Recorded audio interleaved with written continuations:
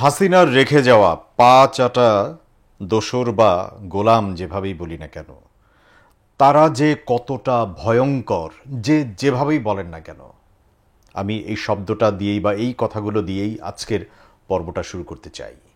যে তারা যে কতটা ভয়ঙ্কর, কতটা খুনে মেজাজের ছিল, এবং হাসিনা ঠিক সেভাবেই তাদেরকে তৈরি করেছিল, সেটা তো আমরা এখনও বুঝতে পারি। কিন্তু খেয়াল করে দেখেন বা একটু হিসাব মিলিয়ে দেখবেন, 5 আগস্ট 2024 দুপুর 12টা, 1টা, 1:30, 2টার মধ্যে কিন্তু একদম সবাই বুঝে গেল, জেনে গেল যে হাসিনা পালিয়ে যাচ্ছে বা পালাচ্ছে। শেষ, অর্থাৎ ওই গভর্নমেন্টের পতন হয়েছে, ওই সরকারের পতন হয়েছে। কিন্তু দেখেন, এর পরেও, ঠিক এর পরে সবচেয়ে ম্যাসিভ যে কিলিংগুলো হয়েছে সেটা কিন্তু এর পরেও হয়েছে। যাত্রাবাড়ি স্পট বলেন, উত্তরা আজমপুর বলেন, তারপরে ওইদিকে আমিনবাজার, গাবতলী বলেন, যেই জায়গাগুলো, ইভেন চানখারপুল, আমি যতগুলো স্পটের নাম বললাম, একটু মিলিয়ে দেখেন তো যে ম্যাসিভ কিলিং সবচেয়ে বেশি হয়েছে 5 আগস্ট। এবং 5 আগস্ট হাসিনা চলে যাওয়ার পরেও, অর্থাৎ তার যে বাহিনী, তার যে রক্ষী বাহিনী বা যেভাবেই বলি, তারা যেভাবে এলোপাথারি গুলি করেছে তার, এবং সেই গুলিতে যারা শহীদ হয়েছে তাদের পরিবারগুলো কিন্তু এখনও শুধুমাত্র ওই কথাটাই বলে যে এরপরে আমরা তো নিরস্ত্রভাবে, বা আমার সন্তান তো উৎসবটা করতে গিয়েছিল, উদযাপনটা করতে গিয়েছিল, তারা তো কোনো কিছু ভাঙচুর করতে যায় নাই, কাউকে অ্যাটাক করতে যায় নাই। হ্যাঁ, 5 আগস্ট 2024, স্পট যাত্রাবাড়ি মোড়, একদম যাত্রাবাড়ি পুলিশ স্টেশনের পাশে যে ম্যাসিভ কিলিং হয়েছিল, এবং সেটার সময়টা ছিল 3:30 থেকে 4টা, একটু মিলিয়ে নেন, ততক্ষণে কিন্তু হাসিনার পলায়ন কমপ্লিট। ঠিক সেই সময়ে সেখানে যারা শহীদ হয়েছিলেন তাদের মধ্যে অন্যতম একজন শহীদ হচ্ছেন শহীদ জোবায়ের ওমর খান। আজকে সেই পরিবারের একজন সদস্য জোবায়ের ওমর খানের বড় ভাই আমাদের সঙ্গে আছে। প্রিয় দর্শক, আজকের পর্বে আপনাদের সবাইকে স্বাগত জানাচ্ছি। আমি জহিরুল ইসলাম টুটুল। লাল জুলাইয়ের গল্প চলমান প্যানভিশন টেলিভিশনে। ভাই, আসসালামু আলাইকুম। ওয়ালাইকুম আসসালাম। আপনার পুরো পরিচয়টা আমাদেরকে একটু দিবেন, এবং ঠিক যেই দিনটার কথা বললাম, যেই সময়টার কথা বললাম, সেই সময়টায় কোথায় ছিলেন, কিভাবে জানলেন তখন যে আপনার ভাইটা বা আপনার ভাইয়ের সঙ্গে কি ঘটেছে, সেই পরিস্থিতিটা ওই দিনটা থেকে যদি আমরা একটু শুনি। তার আগে আপনার পরিচয়টা একটু জানতে চাই। ধন্যবাদ টুটুল ভাই, আমাকে আজকের এই অনুষ্ঠানে আমন্ত্রণ জানানোর জন্য, এবং এই লাল জুলাইয়ের গল্প, এই সিরিজ অনুষ্ঠানটা আয়োজন করার জন্য আপনাকে ধন্যবাদ জানাচ্ছি প্রথমেই। তো আমি হচ্ছি অ্যাডভোকেট জাভেদ ইমরান, শহীদ জোবায়ের ওমর খানের বড় ভাই। আমি একজন আইনজীবী, কোর্টে প্র্যাকটিস করছি আমি। তো আমরা পুরো পরিবারটি হচ্ছে একটা আইনজীবী পরিবার। আমার ফাদারও আইনজীবী, আমিও আইনজীবী। আমার ছোট ভাই শহীদ জোবায়ের ওমর খান, তারও ইচ্ছে ছিল আইনজীবী হওয়ার এবং জাজ হওয়ার আর কি। তার জন্য সে আসলে লকে বেছে নেয়। তার অন্য সাবজেক্ট বেছে নেওয়ার অপশন ছিল। আমি তাকে বলেছিলাম, আমরা তো সবাই আইনে পড়েছি, ইভেন তোমার আপুও আইনে পড়েছে, ঠিক আছে, তো তুমি একটা ডিফারেন্ট সাবজেক্ট চুজ করে নাও, কারণ আমরা সবাই যদি একই পথে হাঁটি একটু একঘেয়েমি লাগে। তো তাকে আমি অনেক চেষ্টা করে কনভিন্স করতে পারি নাই, সে জাজ হবে সেই স্বপ্ন তার ছিল। তো সেজন্য সে আইনকে বেছে নেয়। আচ্ছা। তো এই জন্যই লতে পড়া। আর সে বিউপি ছাড়াও সে আরও 2টো ইউনিভার্সিটিতে সে চান্স পেয়েছিল, চট্টগ্রাম এবং রাজশাহী। তো সে যাতে ঢাকাতে আমাদের সাথে থেকে পড়াশোনা করতে পারে, মূলত তার জন্যই আমরা তাকে বিউপিতে ভর্তি করাই। জি জি, আর কি। তো আমরা তো আসলে যখন জুলাই আন্দোলন শুরু হয়, কোটা বৈষম্য বিরোধী আন্দোলন যখন শুরু হয়, তখন জুবায়েরের প্রথম বর্ষের সমাপনী পরীক্ষা শেষ হয়ে যায়। জি জি। তো যখন তার সেমিস্টার ফাইনাল শেষ হয়ে গেল, স্বাভাবিক তখন একটা ব্রেক থাকে, মাঝখানে কয়েকদিনের ব্রেক থাকে। তো সে মিরপুরে 10 নম্বরে সে ফ্রেন্ডদের সাথে ফ্ল্যাট শেয়ার করে থাকতো। ফার্স্ট ইয়ারে তখন সে হলে সিট পায় নাই। তো বাসা থেকে তাকে বলা হলো যে সেমিস্টার তো শেষ, তুমি বাসায় চলে আসো, কয়েকদিন থেকে যাও। তখন সে জানায় যে যেহেতু আন্দোলন চলতেছে কোটা ইস্যুতে, তো ভাইয়া আমরা তো আন্দোলনে পার্টিসিপেট করতেছি, তো এটা শেষ হোক, এটার একটা সেটেলমেন্ট হোক, তারপর ভাই আমরা বাসায় ফিরবো, ঠিক আছে, কয়েকটা দিন একটু অপেক্ষা করো। জি জি। তো কিন্তু আমরা দেখলাম যে জুলাইয়ের শুরু থেকে যতই দিন গড়াতে থাকে ততই পরিস্থিতি উত্তপ্ত হতে থাকে। না, এই জায়গাটায় আমি আসবো ভাইয়া, এগুলো তো আমরা জানবই, কারণ আমরা জানি যে শুধুমাত্র সেই দিনই সে উৎসাহবশত সেখানে গেছে, বিষয়টা এরকম নয়। না। সে আন্দোলনের সঙ্গে সম্পৃক্ত ছিল, সেটা ধারণ করেছে এবং ফ্যাসিস্টের বিরুদ্ধে সে রাজপথে নেমেছে, স্লোগান দিয়েছে। সেই আমাদের এই শহীদ ভাইটা। এবং আমি আসলে জানতে চাই যে ঠিক ওই মুহূর্তে আপনি কি বাসায় ছিলেন যখন ওই মুহূর্তে ও গুলি খেয়েছে বা ওর অবস্থা ভালো না, হাসপাতালে নিয়ে গেছে, আপনি বা আপনারা কোথায় ছিলেন? আচ্ছা, তো আমি একটু বলছি। তো আমরা যেহেতু দুইটা ভাই, তো সেক্ষেত্রে আমি ভাবছিলাম যে আমার এক ভাই আন্দোলনে যাক, আমার বাবা খুব সিনিয়র পার্সন, তো এখন আমরা দুই ভাইয়ে যদি আন্দোলনে যাই এবং আমাদের যদি কিছু একটা হয়ে যায়, আমাদের আব্বুকে দেখার মতো কেউ নাই। আমার মা খুব ছোটবেলায় মারা যান। তো আমি এটা চিন্তা করে আমি জুবাইরকে পাঠাইছি, সে যাক। ওই দিন সকালে সকালে সকালে তো জুবাইরকে পাঠাইছি, আর আব্বু বলছে আমার জন্য একটা পেপার নিয়ে আসছে, সব তো বন্ধ, জি জি, নিউজ জানার কোনো ওয়ে নাই। তো আমি চিটাগাং রোড পর্যন্ত গিয়েছি, গিয়ে পেপার নিয়ে আবার বাসা ব্যাক করেছি। আর জুবাইর আমার একটু আগে বের হয়ে যায়। কয়টার দিকে হবে? সেটা সকাল 9টার দিকে হবে। আচ্ছা আচ্ছা। তো জুবাইর আমাদেরকে নাস্তা কিনে, মানে হোটেল থেকে নাস্তা কিনে খাওয়ায় তারপর ঘর থেকে বের হয় আর কি, ঠিক আছে। তো এরপর তার সাথে আমার কোনো কমিউনিকেশন হয় নাই। তো দুপুর আমি জুবাইরের যারা ক্লাসমেট তাদের মাধ্যমে জানতে পেরেছি সর্বশেষ 2:17 সে মেসেজ পাঠায়, গ্রুপ মেসেজ পাঠায় হোয়াটসঅ্যাপে, যে শনির রাকড়া থেকে আমরা কয়েক লক্ষ মানুষ আছি, তো আমরা শীঘ্রই শাহবাগের দিকে আমরা রওনা হব বিজয় মিছিল নিয়ে আর কি। এটা ছিল তার লাস্ট মেসেজ 2:17। তো এরপরে আমরা যখন খবর পেলাম যে হাসিনা বাংলাদেশ থেকে পলায়ন করেছেন, ঠিক আছে, তখন আমরা রাস্তায় নামার প্রস্তুতি নিই।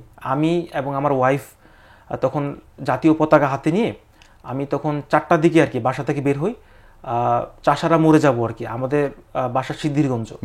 ওখান থেকে চাষারা মোড়ে আমরা যাব বিজয় মিছিল নিয়ে, আমি আমার ওয়াইফকে নিয়ে জাতীয় পতাকা হাতে নিয়ে তখন আমরা বের হইছি। তো যখন আমরা চাষারা পৌঁছলাম তখন আনুমানিক 5টার মতো বাজে। আচ্ছা। রাস্তায় লক্ষ লক্ষ মানুষ, ভিড় ঠেলে ধীরে ধীরে আমরা সামনে অগ্রসর হচ্ছি। এর মাঝখানে তো জুবাইরের সঙ্গে আর আপনার না, আমাদের আর কোনো ইন্টারঅ্যাকশন হয় নাই, ইন্টারঅ্যাকশন হচ্ছে না, হচ্ছে না। হ্যাঁ। তো আমি মাঝখানে ট্রাই করেছি কিন্তু ফোন বিজি পেয়েছি। আমি ভাবছি হয়তো নেটওয়ার্ক নাই, কারণ কিছুক্ষণ পর তো নেটওয়ার্ক শাটডাউন করে দিচ্ছে, ঠিক আছে। জি জি। এই ধরনের কোনো ইস্যু মনে করেছি। আর আমার ওয়াইফের সাথে জুবাইরের লাস্ট কথা হয় 12টার দিকে। আচ্ছা। তো বললো যে ভাবি আমি তো শনি রাকড়াতে আছি, এভরিথিং ইজ ওকে, হ্যাঁ, তো আমরা ভালো আছি, ঠিক আছে। এটা 12টার দিকে লাস্ট পরিবারের সাথে কথা হয়, জুবাইরের ভাবির সাথে, আমার ওয়াইফের সাথে। এরপর আর কারোর সাথে আমাদের তার ইন্টারাকশন হয় নাই।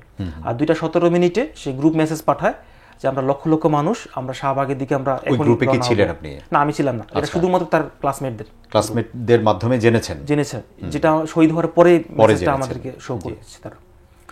তো যখন আমরা বিকেল 5টা, আনুমানিক বিকেল 5টা কি সোয়া 5টা হবে, চাষারাতে অবস্থান করছি জাতীয় পতাকা হাতে, লক্ষ লক্ষ মানুষ, হ্যাঁ, প্রচুর মানুষ। আমরা ছবি তুলতেছি, সেলিব্রেশন করতেছি, নারায়ণগঞ্জের চাষারা। জি, নারায়ণগঞ্জের চাষারা। হঠাৎ করে আমি আমার ছোট বোনের ফোন রিসিভ করি। ছোট বোন ফোন রিসিভ করে অনেকটা কান্না বিজড়িত কণ্ঠে বলতেছে যে তুই তাড়াতাড়ি বাসায় আয়। আচ্ছা। আমি বললাম কেন, কি হয়েছে? ও বলতেছে তুই তাড়াতাড়ি বাসায় আয়, কিন্তু সে বলতে পারতেছে না আসলে কি হয়েছে। আমি কয়েকবার জিজ্ঞেস করার পর তো তখন সে বলতেছে যে জুবাইর নাকি আহত হয়েছে, ওর বন্ধুরা জানাচ্ছে সে আহত হয়েছে এবং সেটা খুব সিরিয়াস আহত হওয়া। তো তুই তাড়াতাড়ি বাসায় আয়, একটু হসপিটালে যেতে হবে। কিন্তু তার কণ্ঠে আমি একটা কান্না বিজড়িত একটা উৎকণ্ঠা ছিল তার। জি জি। তা আমি আর তাৎক্ষণিক আমি আমার ওয়াইফকে সাথে নিয়ে, সাথে আমার যারা পরিচিত ছিল তাদের কাছ থেকে বিদায় নিয়ে আমি অটো নিয়ে আবার বাসার দিকে ব্যাক করি। তো মাঝখানে আমার বোন আবার ফোন করে বলতেছে ওর নাকি পালস পাওয়া যাচ্ছে না। তো তখনই আমি আসলে শকড হই, প্রচণ্ড শকড হই, কারণ অ্যাজ এ লয়ার আমি আসলে এ ধরনের অনেক কেস আমি ডিল করি, তা আমি কিছু অনুমান করতে পারি, ঠিক আছে, কি হতে পারে বা ঘটনা বিশ্লেষণ করে আমি কিছু অনুমান করতে পারি।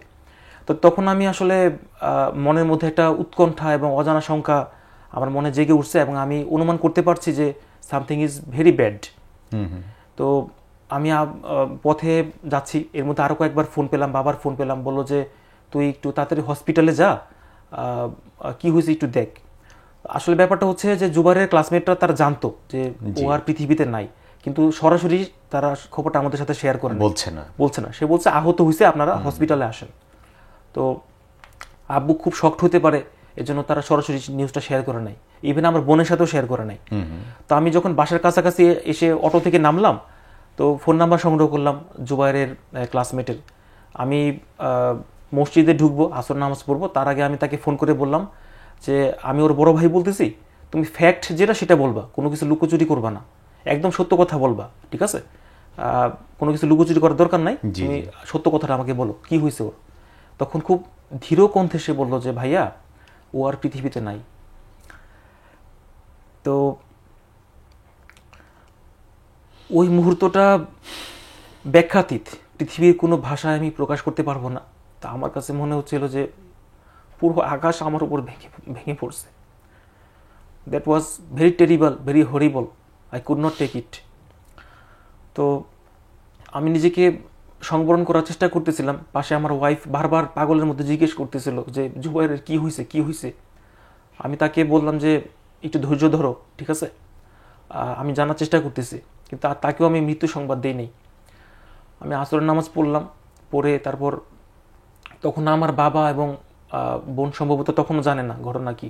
জি। তো আসরের নামাজ পড়ে আমি বাসায় ঢুকলাম।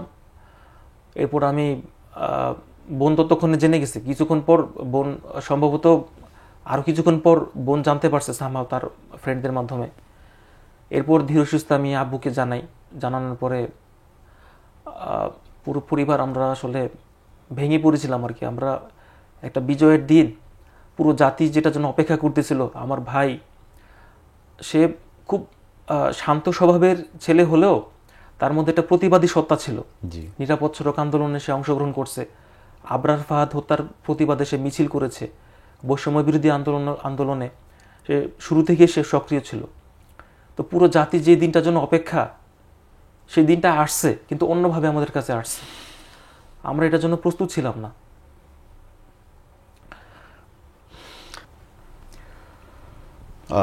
এরপরে আপনারা মানে আপনি কখন তারপরে হাসপাতালে গেলেন বা ওকে আপনি পেলেন? আমরা আসলে ওই সময়ে 5ই আগস্ট সন্ধ্যার সময়, তখন আসলে হসপিটালে যাওয়ার মতো কোনো পরিবেশ ছিল না, রাস্তা ব্লকেট ছিল, জায়গায় জায়গায় আগুন, একটা আতঙ্ক। হসপিটালে ছিল? মিটফুট হসপিটালে ছিল, সলিমুল্লাহ মেডিকেল হসপিটাল। তো আমার বাবা তখন বললেন যে আমাদের পক্ষে তো এখন যাওয়া সম্ভব না, রাস্তায় অবস্থা ভালো না, তো তোমরা জুবাইরের বন্ধুদেরকে বলো অ্যাম্বুলেন্সে করে আমাদের বাসার কাছাকাছি লাশ নিয়ে আসতে, আমরা এখান থেকে সরাসরি গ্রামের বাড়ি চলে যাব। জি। তো তারা অ্যাম্বুলেন্সে করে তারপর ওখান থেকে মিটফুট হসপিটাল থেকে লাশ কাশপুর ব্রিজ পার হয়ে তারপর তারাবো বিশ্ব রোডে রাখে আর কি, ডেমরা কাজলা রোড দিয়ে তারপর নিয়ে যায়। কারণ যাত্রাবাড়ি রোডে মানে কোনো গাড়ি চলাচলের মতো কোনো সুযোগ তখন ছিল না। পুরো রাস্তা ছিল অসংখ্য জঞ্জালে ভরা, রাস্তায় রাস্তায় আগুন, বিক্ষুব্ধ মানুষ। তো ওই রাস্তায় কোনো গাড়ি চলাচল করা পসিবল ছিল না। তো ভিন্ন রাস্তা দিয়ে ঘুরে তারাবো বিশ্ব রোডে এনে তারা অবস্থান করে। জুবাইরের দুজন বন্ধু অ্যাম্বুলেন্সে করে লাশ নিয়ে আসে, আর আমরা পরিবার থেকে সিএনজি ভাড়া করে আমরা ওখানে গিয়ে ওখানে যাই। তখন আমরা তাকে প্রথম রক্তাক্ত অবস্থায় দেখতে পাই আর কি, অ্যাম্বুলেন্সের মধ্যে। বাবা তখন? আমার বাবা আসলে উনি খুব শক্ত একজন মানুষ, কিন্তু উনি সেদিন ভেঙে পড়েছিলেন। উনি তার চোখে কান্না, নীরব ছিলেন এবং নিজেকে সংবরণ করার জন্য অনেক চেষ্টা করছিলেন, এই আর কি। ভাইয়ের রক্তাক্ত মুখটা যখন প্রথম দেখলেন অ্যাম্বুলেন্সে, সেটা আমার জীবনের অভূতপূর্ব একটা ঘটনা।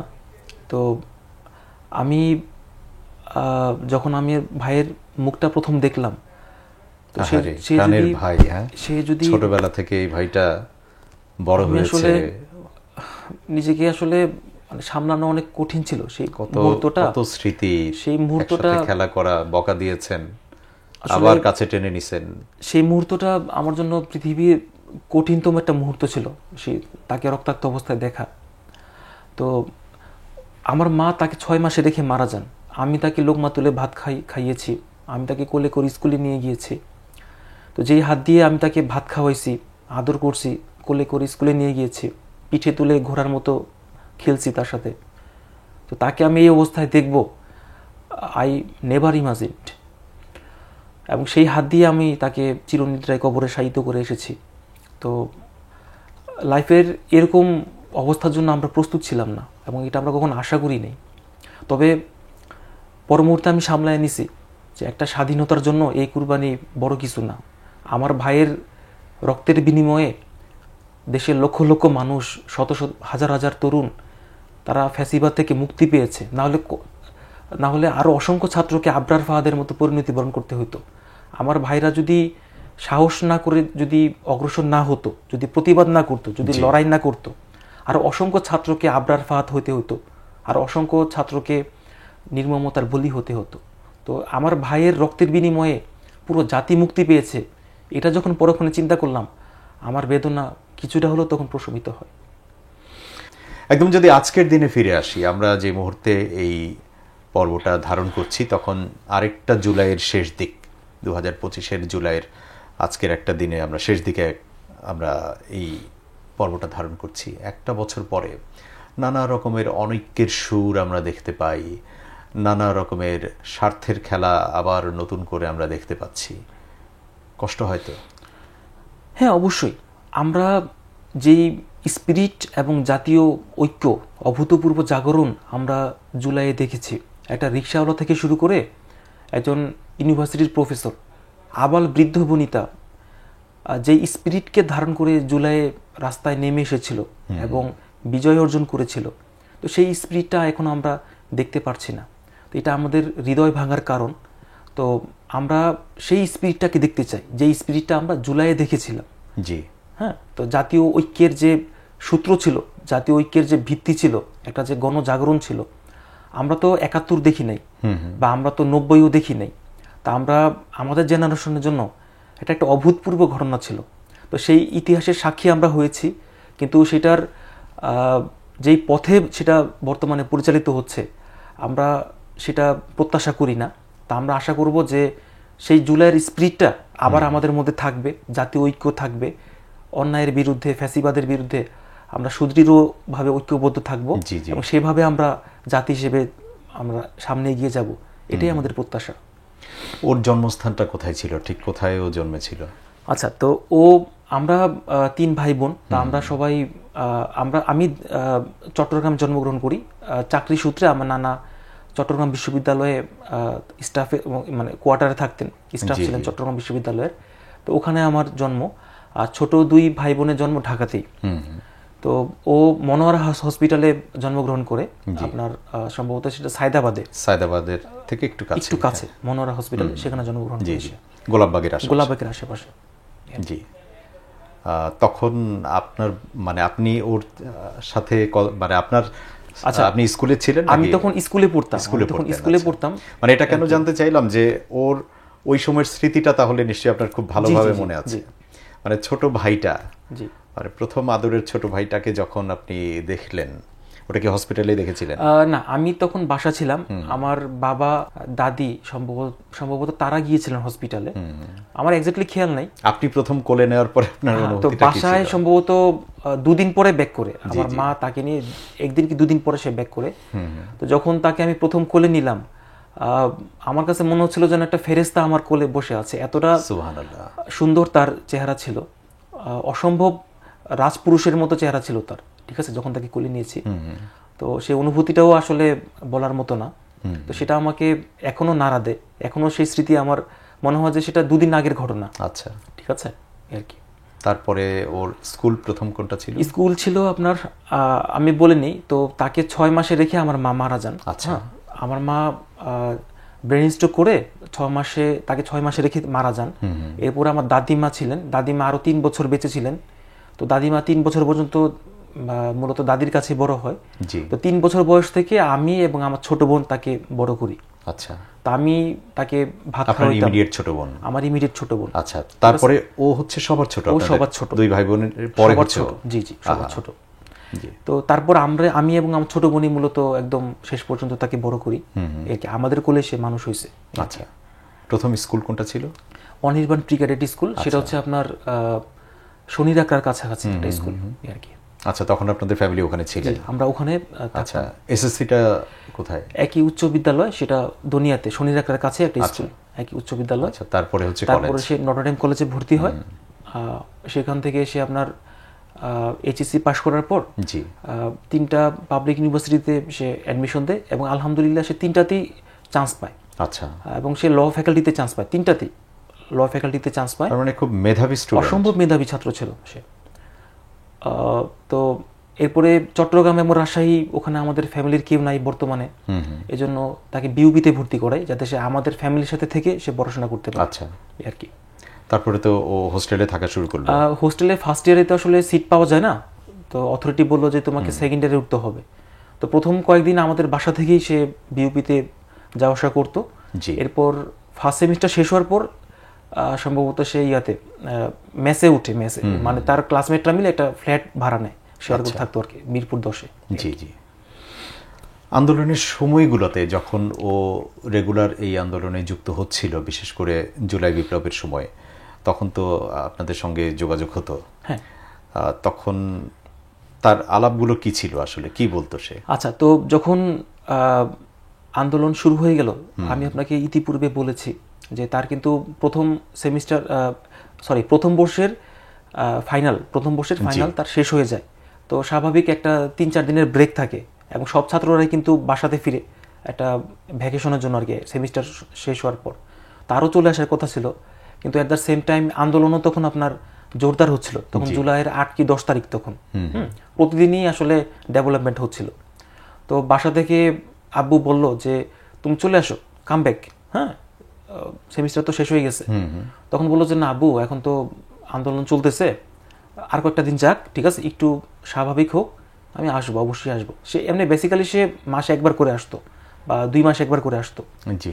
তো কিন্তু জাস্ট আন্দোলনের জন্যই সে আপনার বলছিল যে আন্দোলন শেষ হোক তারপর আমি আসবো, এই জন্য সে আসে না আর কি।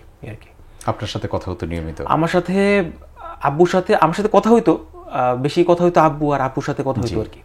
তাহলে ওইখান থেকে সে বাসায় শিফট করলো কত তারিখে? যখন কারফিউ হয়ে গেল। আচ্ছা আচ্ছা। যখন 19 তারিখে সম্ভবত যখন কারফিউ ইস্যু করা হলো, তখন তার পক্ষে আর ওই বাসায় অবস্থান করা সম্ভব হয় নাই, মেসে থাকা সম্ভব হয় না। কারণ বাড়িওয়ালা তারা বলে দিল যে পুলিশ প্রত্যেকটা বাসায় রেড দিচ্ছে, যুবক ছাত্র যারাই আছে তাদেরকে অ্যারেস্ট করে নিয়ে যাচ্ছে। আমরা দেয়ালে একটা লেখা পড়েছি, যে পড়তাম বা অনেক জায়গায় এখনো আছে, ঠক ঠক ছাত্র আছে।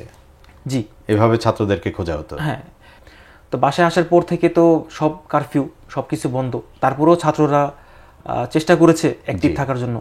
তো সে প্রতিদিনই আন্দোলন যেত, বের হতো, এবং যেখানে আন্দোলন হতো, মিছিল হইতো, যে ট্রাই করতে পার্টিসিপেট করার জন্য। জি। তো শেষ দিকে মূলত সে যাত্রাবাড়ি শনিরাকড়া ওই দিকে সে অ্যাক্টিভ ছিল আর কি। ছাত্ররা চাচ্ছিল আপনার একটা মিছিল নিয়ে শাহবাগে চলে যাবে, রাস্তাটা ক্লিয়ার করে দিতে হবে, লক্ষ লক্ষ মানুষ শাহবাগের দিকে যাবে, আনন্দ মিছিল করবে। আমার ভাই 2:17 সেই মেসেজটাই পাঠাইছিল যে আমরা এখন এখানে 3 লক্ষ মানুষ, আমরা বর্তমানে শনিরাকড়াতে অবস্থান করছি, আমরা শাহবাগে যাব, যাত্রাবাড়ি পার হয়ে আমরা শাহবাগের দিকে রওনা হব। তাদের মোটিভ ছিল 2:17 মিনিটে। ততক্ষণে কিন্তু সবকিছু ডান, হ্যাঁ, অলমোস্ট খবর চলে এসেছে যে গভর্নমেন্ট রেজিম চেঞ্জ হয়ে গেছে।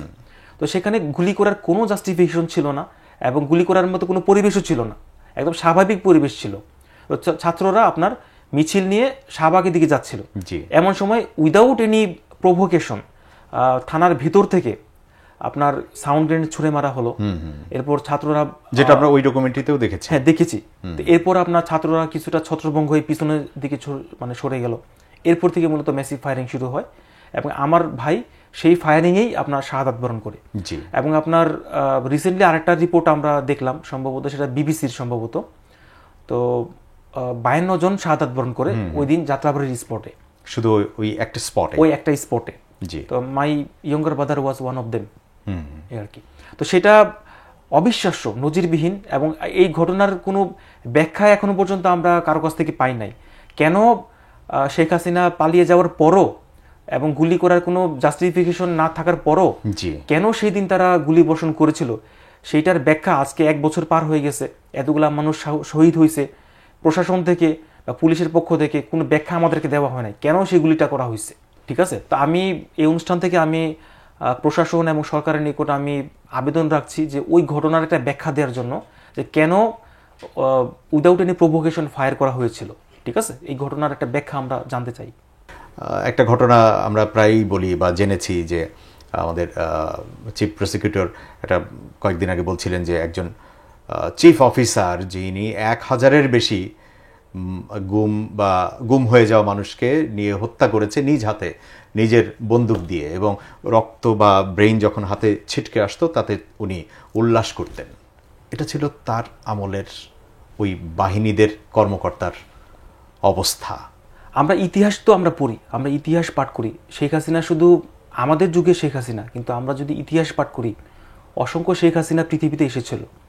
আমরা ফেরাউনের ইতিহাস আমরা পাঠ করি, আমরা হালাকু খানের ইতিহাস আমরা পাঠ করি। তো আসলে মানুষ যখন নিজেকে শাসকের আসন থেকে ঊর্ধ্বে উঠে নিজেকে খোদার আসনে বসায় এবং মানুষের ভাগ্যবিধাতা বনে যায়, তখন তার যে উদ্ধত্ত সেটা আসলে সকল সীমা অতিক্রম করে যায়। ঠিক আছে, তখন সে মানুষকে আর মানুষ মনে করে না, সে মানুষকে দাস মনে করে। ঠিক আছে, এবং প্রত্যেকটা প্রতিবাদীকে বা প্রত্যেকটা রাজনৈতিক কর্মীকে সে একজন সম্ভাব্য অফেন্ডার মনে করে বা সম্ভাব্য বিদ্রোহী মনে করে। ঠিক আছে, এজন্য সে আসলে তাদেরকে যেভাবে ইচ্ছা বা যেভাবে তার মনে হয় সেভাবে সে শাস্তি প্রদান করে আর কি। ঠিক আছে, তো এটা আসলে একটা ফিতরত, মানুষের ফিতরত। যখন সে স্বৈরাচার হয়ে ওঠে তার মধ্যে কোনো বোধশক্তি থাকে না, হ্যাঁ, সে নিজেকে শাসক না, সে নিজেকে খোদা মনে করে বসে। ঠিক আছে, এটা মানুষের একটা ফিতরত আর কি। তা আমাদের এই ভূখণ্ডের ফেরাউন ছিল আপনার শেখ হাসিনা, এবং তার বাহিনী ছিল ফেরাউনের বাহিনীর মতোই। ঠিক আছে, তো সেই যে চিরন্তন যে ফিতরত বা একটা যে অভ্যাস, ঠিক আছে, সেইটাই তাদেরকে মানে প্রণোদিত করেছে এই পরিমাণ জুলুম নির্যাতন করার জন্য আর কি। বিভিন্ন দিবসগুলো এরপরে আসলো, কয়েকটা ঈদ পার হলো, পারিবারিকভাবেও তো আপনাদের অনেক প্রিয় প্রিয় কিছু দিন থাকে, শুক্রবার দিনগুলো থাকে। আমাদের তো মানে মুসলিম একটা অভ্যাস হচ্ছে মুসলিম পরিবারগুলোর যে শুক্রবার দিনগুলো এক একটা ঈদের দিনের মতো, আমরা একসাথে হই, একসাথে খেতে বসি, অথবা ঘরে ঢুকলেই তো ওর অনেক স্মৃতিচিহ্ন এখনও এখানে সেখানে আছে, তাই না? ওর রেখে যাওয়া অনেক কিছু আছে। যখন এগুলোর সামনে যান বা স্পর্শটা পান তখন কেমন লাগে? প্রথম রোজাতে যখন আমরা ইফতার করতে বসি, আমাদের একটা রিচুয়াল ছিল যে আমরা প্রথম রোজার প্রথম ইফতার আমরা সবাই একসাথে আমরা ইফতার করি পরিবারে। যখন একটা চেয়ার খালি ছিল তখন সেটা আমাদেরকে ভীষণ রকম কষ্ট দিচ্ছিল যে এটা তো হওয়ার কথা ছিল না, আমরা তো এই দৃশ্য দেখে অভ্যস্ত না। তো সেই খালি চেয়ারটা সাথে নিয়ে আমরা ইফতার সম্পন্ন করি। তো একদিকে আমাদের হাতে ইফতার, অন্যদিকে আমাদের চোখে অশ্রু। তো এভাবেই আমরা প্রথম ইফতারটা সম্পন্ন করি। 10ই এপ্রিল ছিল জুবাইরের জন্মদিন। তো জুবাইরের জন্মদিন যেহেতু আমাদের ছোট ভাই সবার, আমরা কিন্তু জন্মদিন অতটা মানে সেলিব্রেট করি না, কিন্তু একমাত্র ছোট ভাই জুবাইর, আদরের ভাই, তার জন্মদিনটা আমরা কম বেশি সেলিব্রেট করতাম। তা আমি তার সাথে ছবি তুলে ফেসবুকে আপলোড দিতাম, আমরা তাকে গিফট করতাম, উপহার দিতাম। তো 10ই এপ্রিল আসলো অথচ জুবাইর নাই। ঠিক আছে, তো ফেসবুক মেমোরিতে যখন আগের জন্মদিনের ছবিগুলো ভেসে উঠতেছিল, ঠিক আছে, তখন নিজেকে সামলানো খুব কঠিন ছিল আমাদের পক্ষে। ঠিক আছে, যে এই জন্মদিনে আমার ভাইটা নাই, এই ভাইটা নাই। তার রেখে যাওয়া এই বাংলাদেশটাই তো আমরা এখন পেয়েছি, যেখানে নানা রকমের সুবিধা ভোগটাও আমরা করছি, এবং এই সুবিধা ভোগ করার পরেও আমরা অনেকে বুঝছি না বা বুঝতে পারছি না যে এই যে সুবিধাগুলো নিচ্ছি এটা তো এর আগে আমরা নিতে পারি নাই। তারপরে আমরা অনেক সময় খুঁজে ফিরি বা অনেক টকশোতে আমরা বলে ফেলি বা অনেককে বলতে শুনি যে আমরা কি পেলাম। তো আমার মনে হয় যে তাদের দিকে না গিয়ে আমাদের সামনের দিনগুলো কেমন হওয়া উচিত, আপনার জায়গা থেকে প্রত্যাশাটা কি? আমি চাচ্ছি বিচার ব্যবস্থা সহ। আপনি দেখেন, আমি একটা জাতি যদি ঐক্যবদ্ধ থাকে তাকে পরাজিত করার সাধ্য পৃথিবীর কোনো শক্তির নাই। আমরা 8ই অগস্ট দেখেছি প্রফেসর ডক্টর মোহাম্মদ ইউনূস, তার ডানে বায়ে পুরো বাংলাদেশ একত্রিত হয়েছিল, ডান বাম ইসলামিক সেকুলার পুরো জাতি এক এবং ঐক্যবদ্ধ ছিল। আমি সর্বপ্রথম সেই জুলাইয়ের যে স্পিরিট এবং ঐক্য সেটা আমি দেখতে চাই, সেটা আমি আশা করতে চাই, ঠিক আছে? কারণ এটাই আমাদের স্বাধীনতা সার্বভৌমত্বের রক্ষার একমাত্র শক্তি। আমরা খুব ছোট্ট একটা দেশ, আমাদের রিসোর্স খুব বেশি নাই, সামরিকভাবে আমরা খুব শক্তিশালী না, কিন্তু অ্যাজ এ নেশন যদি আমরা, হোল নেশন যদি আমরা ইউনাইটেড থাকি, তাহলে আমরা যে কোনো চ্যালেঞ্জ আমরা মোকাবেলা করতে পারবো, এটা আমার দৃঢ় বিশ্বাস। আর দ্বিতীয়ত, সংস্কার কমিশন হয়েছে, প্রত্যেকটা সেক্টরে অনেক ভালো ভালো প্রস্তাবনা আসছে। তা আমি চাইবো এগুলা বাস্তবায়ন হোক, কার্যকর হোক, সবাই শুভ দৃষ্টি এবং শুভ উদ্যোগ নিয়ে অগ্রসর হোক, ঠিক আছে? তো এগুলা কার্যকর হলে, বাস্তবায়ন হলে আমাদের রাষ্ট্রটা সংস্কার হবে, আর কেউ নতুন করে স্বৈরাচার হতে পারবে না, ক্ষমতার ভারসাম্য থাকবে। হ্যাঁ, তো আমি এই সংস্কারগুলো যাতে ইফেক্টিভলি কার্যকর হয়, তো এরকম একটা বাংলাদেশ আমি দেখতে চাই, যেখানে আপনার নতুন করে কারো পক্ষে স্বৈরাচার হওয়া সম্ভব হবে না, মানুষ মুক্ত বাতাসে কথা বলতে পারবে, জি, আবরার ফাহাদের মতো কেউ পরিণতি বরণ করবে না, খাদিজার মতো কেউ ডিজিটাল সিকিউরিটি অ্যাক্টের নামে ভুয়া মামলায় মাসের পর মাস কারাগারে আটকে থাকবে না। আমরা যারা ইয়াং জেনারেশন, আমরা কখনো ভোট দেখি নাই, ভোট কি জিনিস আমরা কখনো আমরা চোখেও দেখি নাই, আমাদের জ্ঞান হওয়ার পর থেকে আমরা কখনো ভোট দিতে পারি নাই, ঠিক আছে? অথচ পৃথিবীর বিভিন্ন দেশের নির্বাচনের খবর আমরা পড়ি, কিন্তু বাস্তবে নির্বাচনটা কেমন এটা দেখার কখনো সুযোগ আমাদের হয় নাই। তো আমরা যারা তরুণ আছে, আমরা একটা সুষ্ঠু নির্বাচন দেখতে চাই, ভোট দেখতে চাই, যাতে জনগণের প্রকৃত নির্বাচিত প্রতিনিধিরা দেশ শাসন করে, আমরা সেটা দেখতে চাই। বিচার বিভাগের যাতে নির্দলীয়, দলীয় প্রভাবমুক্ত হয়, সেরকম একটা সেপারেট জুডিশিয়াল সিস্টেম আমরা দেখতে চাই। আমরা সমগ্র বাংলাদেশটা আমরা চাই যাতে একটা মানবিক এবং ইনসাফপূর্ণ বাংলাদেশ, আমরা এরকম একটা বাংলাদেশ দেখতে চাই। প্রিয় দর্শক, শহীদ পরিবারের একজন সদস্য এবং একজন শহীদের বড় ভাই হিসেবে যে প্রত্যাশার কথাগুলো বললেন, সেই প্রত্যাশা তো খুবই মানবিক প্রত্যাশা। অর্থাৎ একজন দেশের নাগরিক হিসেবে আপনারা যারা ঠিক ওই পাশে বসে এই ভিডিওটা দেখছেন বিভিন্ন মাধ্যমে, আপনারা হয়তো এরই মধ্যে নিজেদের টাইম লাইনে সেটা শেয়ার করেছেন, আমাদের আগের পর্বগুলো দেখছেন, নিশ্চয়ই নতুন নতুন গল্পগুলো জানবার জন্য আপনারা আগ্রহী হয়ে আছেন। কিন্তু প্রত্যেকেরই তো আমাদের এই মানবিক প্রত্যাশাগুলো, যেটা ভাইয়া বললেন, আসলে শহীদ পরিবারের একজন সদস্য হিসেবে যে উনি আলাদা কোনো প্রত্যাশা করেছেন, নিজেদের জন্য কিছু চেয়েছেন, বিষয়গুলো তো একদমই এরকম নয়। খেয়াল করে দেখেন তো, যে মানুষটা এই আন্দোলনটাকে ত্বরান্বিত করবার জন্য হাতের একটা আঙুল কাটা গেছে, কারো একটা হাত কাটা গেছে, কারো একটা পা কাটা গেছে, কারো হয়তো বা আজীবনের জন্য পঙ্গুত্ব বরণ করতে হয়েছে। আবার যেই পরিবারের একজন সদস্য শহীদ হয়েছে, অর্থাৎ পরিবারের একজন সদস্য নাই, তাদের স্যাক্রিফাইস কোন লেভেলের হতে পারে, সেখান থেকে একটা মানুষ, সেই পরিবারের একজন মানুষ শুধুমাত্র মানবিক কিছু প্রত্যাশা করেছে, যে প্রত্যাশা নাগরিক হিসেবে একটা সুস্থ সমাজের জন্য খুবই দরকার। আমার কাছে মনে হয় এই প্রয়োজনগুলো আমাদের মাথায় রাখা দরকার, যারা শাসন ব্যবস্থায় আছেন, পরবর্তীতে যারা শাসন ব্যবস্থায় আসবেন, তারা যেন এই প্রত্যাশাগুলো, জনগণের এই প্রত্যাশাগুলো, এই মানবিক প্রত্যাশাগুলো পূরণে যথাসাধ্য সর্বোচ্চ চেষ্টাটা করেন। তাহলেই এই যে শহীদ, এই যে রক্তাক্ত জুলাই, এই সব কিছুই আমাদেরকে সামনের দিকে এগিয়ে নিয়ে যেতে অনেক বেশি উদ্বুদ্ধ করবে।